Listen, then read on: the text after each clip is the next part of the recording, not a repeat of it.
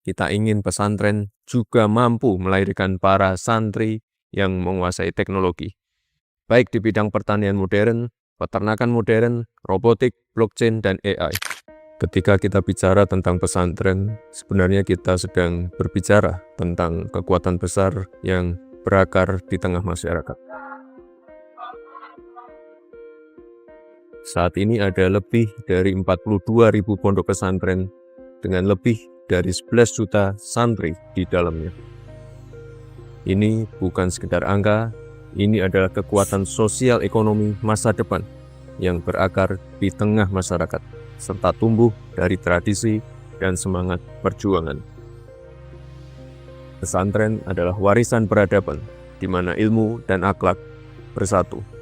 Dari pesantren telah lahir tokoh-tokoh bangsa, pejuang kemerdekaan, ulama-ulama besar, para pemimpin umat, dan entrepreneur sejati penggerak ekonomi masyarakat.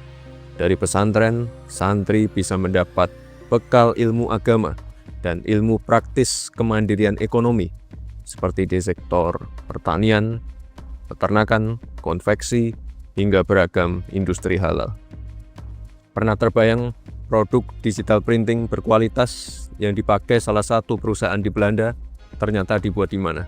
Bukan di Jakarta, bukan pula dari agensi periklanan ternama, tapi dari unit usaha G2 Printing dari Ponpes Edi Mancoro di Semarang. Ini adalah bukti bahwa pesantren sebenarnya memiliki kemampuan menghasilkan produk yang mampu menembus pasar internasional.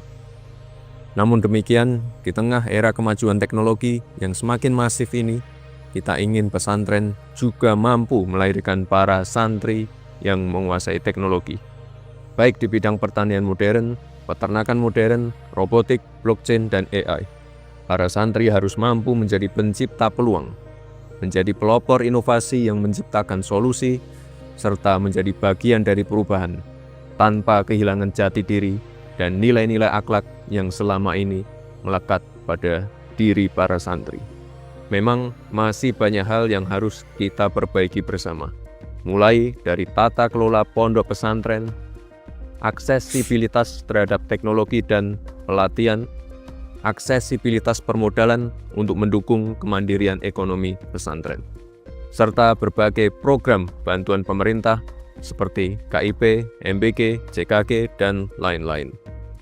Namun pemerintah di bawah kepemimpinan Bapak Presiden Prabowo memiliki komitmen kuat dalam pengembangan pondok pesantren dan menjadikan pesantren sebagai bagian dari agenda pembangunan nasional.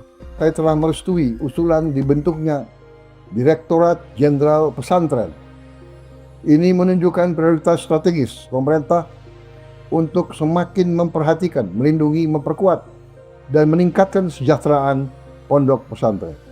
Itulah sebabnya Bapak Presiden telah membentuk Direktorat Jenderal Pesantren untuk meningkatkan tata kelola layanan pendidikan di pesantren, menginventarisir permasalahan dan mencarikan alternatif solusi terhadap kendala yang dihadapi pesantren, serta mendorong transformasi pesantren menjadi pendorong inovasi dan ekonomi lokal.